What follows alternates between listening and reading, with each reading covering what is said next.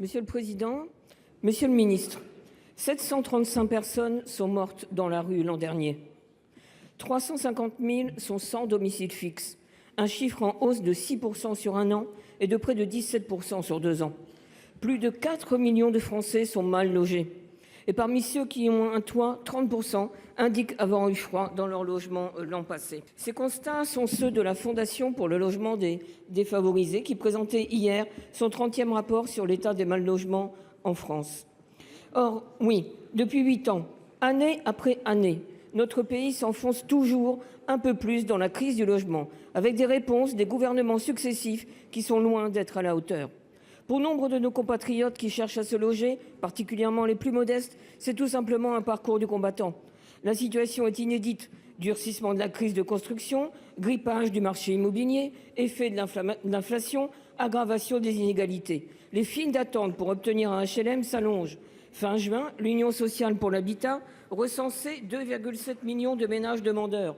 Là encore, les chiffres sont à la hausse, d'autant plus que la production de logements sociaux est au plus bas. Pire résultat depuis 20 ans. Comment pourrait-il en être autrement? L'effort public pour le logement étant tombé à 1,5% du PIB, son plus bas niveau depuis 30 ans. Faute d'être reconnu comme une priorité, le logement a été délaissé. Et en fait, 2024 aura été une nouvelle année de renoncement. Alors, Monsieur le Ministre, allez-vous enfin agir pour résorber le mal-logement? Madame la sénatrice, vous avez raison de dire que le logement, évidemment, vit un moment de crise inédite. Et ça, les chiffres parlent d'eux-mêmes. Et c'est quelque chose que l'on voit arriver depuis plusieurs années avec, vous l'avez rappelé, une augmentation du coût des travaux, des taux d'intérêt qui ont été à la hausse pendant plusieurs années. Et évidemment, un contexte général qui n'a pas favorisé la production de logements et qui a mis notre pays dans une situation particulière. Pour ces raisons, sous l'autorité du Premier ministre, nous avons quand même porté dans ce projet de budget pour 2025 et pour nos ambitions à venir, des éléments qui sont non négligeables, Madame la sénatrice, vous le savez. D'abord en parlant de logement social ou d'accès à la propriété des plus modestes. Un prêt à taux zéro élargi à tout le territoire, dans le neuf, individuel, collectif et en zone détendue dans l'ancien.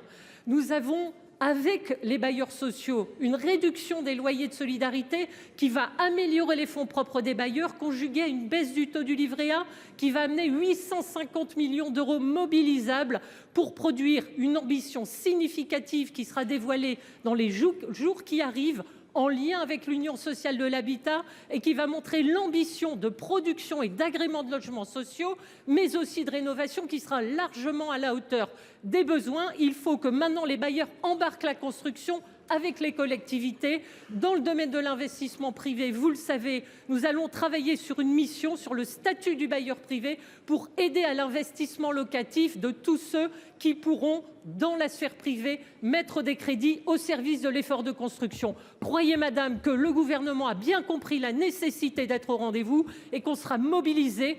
Il y aura aussi, vous le savez, la rénovation thermique des logements sur lequel, grâce au Parlement, le budget sera préservé en autorisation d'engagement. Merci, Madame la Ministre, de votre réponse. Mais la France s'enfonce dans la crise du mal-logement. Il y a urgence à agir. Alors vous nous dites, nous voyons cette crise arriver depuis de nombreuses années, mais reconnaissez que les mesures prises depuis 2018 envers les bailleurs sociaux notamment n'ont pas été de bonnes mesures, voire elles ont aggravé cette situation, elles les ont mises en grande difficulté. Et les besoins sont d'une telle ampleur que votre réponse n'est guère rassurante. Pourtant, vous le savez, le logement est déterminant dans la vie de chacun et chacune de nos concitoyens. Chers collègues, ma question s'adresse au Premier ministre. Je souhaite vous interpeller sur la première préoccupation des Français, celle qui devrait vous obnubiler, vous et votre gouvernement. C'est celle du pouvoir d'achat, celle de pouvoir vivre dignement de son travail. Alors que la hausse générale des prix depuis 3 ans et l'alourdissement de la facture énergétique n'en finissent plus d'amputer le portefeuille des Français, le pouvoir d'achat et la justice sociale sont les grands oubliés de votre budget pour 2025. Pas de coup de pouce sur le SMIC, ni de revalorisation sur la prime d'activité en faveur des travailleurs modestes, aucune augmentation du point d'indice pour les fonctionnaires. Cela alors que 30% de nos compatriotes n'arrivent pas à boucler leur fin de mois. Pendant ce temps-là, les écarts de rémunération s'accroissent.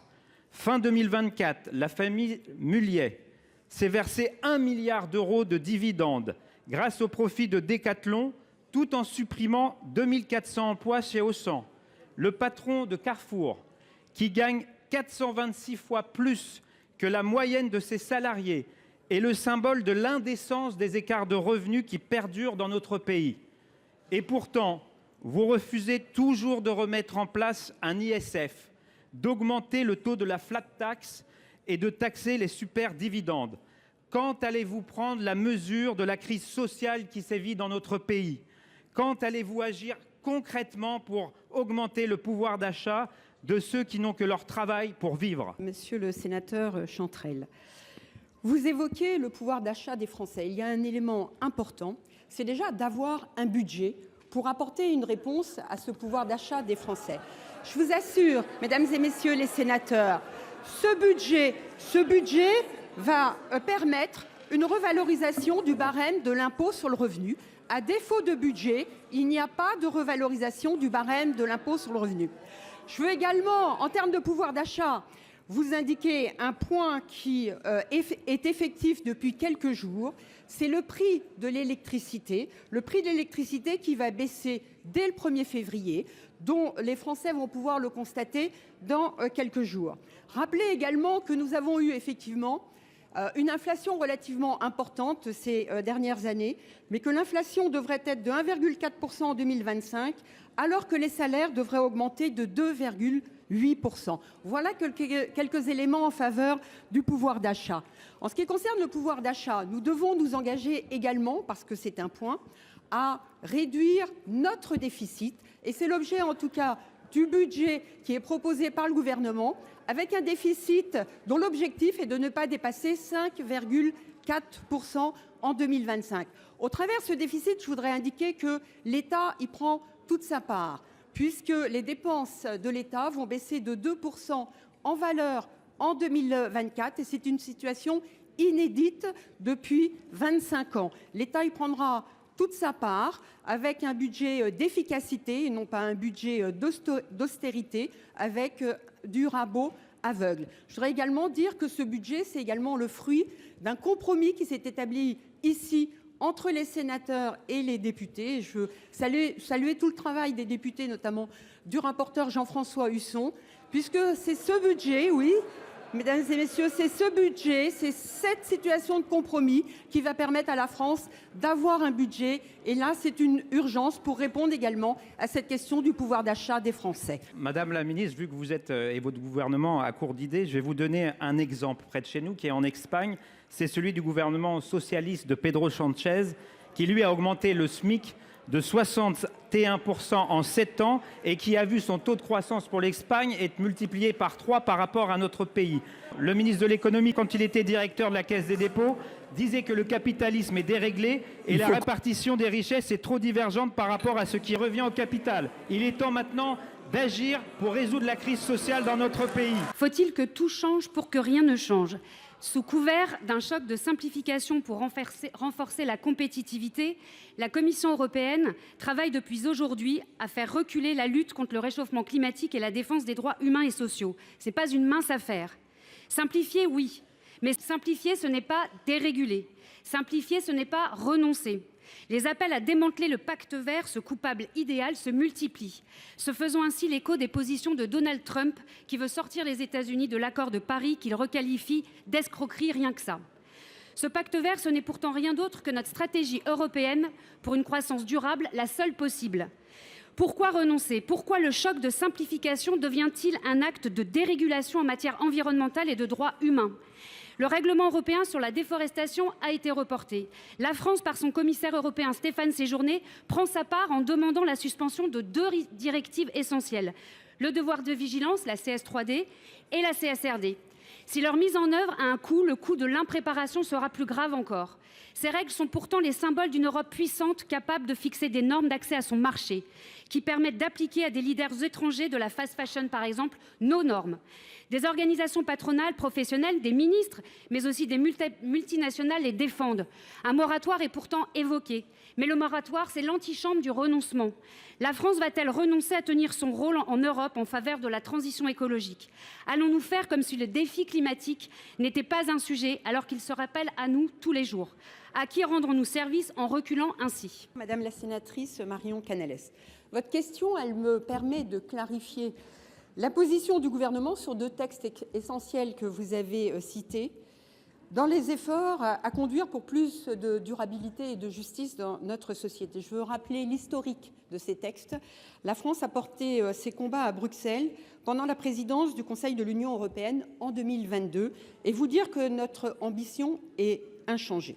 Pour autant, il existe une voie pour améliorer encore ces textes, pour faire en sorte de les rendre plus simples, sans renoncer à l'ambition qui est la nôtre, pour aussi les proportionner en fonction de la taille des entreprises. Je pense que la notion de proportion est importante. Nous ne pouvons pas demander la même chose à un groupe coté et à une PME, et ça, je pense que vous pourriez être d'accord avec moi. Et pour être plus précise sur les deux textes dont vous avez fait état, en ce qui concerne le devoir de vigilance, nous voulons simplifier le texte en prévision de sa mise en œuvre. Et l'objectif principal est de préserver les PME et les ETI, poumons de la croissance et de l'innovation en Europe. Et nous proposons que ces obligations visent les entreprises à partir de 5 000 salariés, ce qui correspond d'ailleurs au seuil de la loi française. En ce qui concerne la CSRD, durabilité, notre philosophie est la même. Nous proposons pour les ETI entre 250 et 1 500 salariés, nous poussons pour un régime allégé vis-à-vis de ces entreprises, c'est-à-dire nous poussons le dispositif, mais avec moins d'indicateurs que ce qui est prévu aujourd'hui. En ce qui concerne les grandes entreprises, nous proposons le plafonnement du reportage dans la chaîne de sous-traitance et l'alignement sur les obligations simplifiées applicables aux PME cotées. Il ne s'agit aucunement de renier nos principes ou nos valeurs, mais d'assurer l'efficacité de ces textes, préserver la compétitivité également de nos entreprises et encore établir de la proportion entre la nature des normes et la taille et la dimension de nos entreprises. Qu'il me semble loin le temps où Emmanuel Macron bombait le torse face à Donald Trump en disant « Make our planet great again ». Aujourd'hui, madame, nous cédons, nous sommes en train de céder. Nous avons encore la possibilité de ne pas céder. Nous avions été les premiers à transposer ces directives. Et ces directives, elles contenaient déjà l'entrée progressive pour les entreprises dont vous avez parlé. Ne cédons pas. Un sursaut au niveau de l'Union européenne ne ferait pas de mal.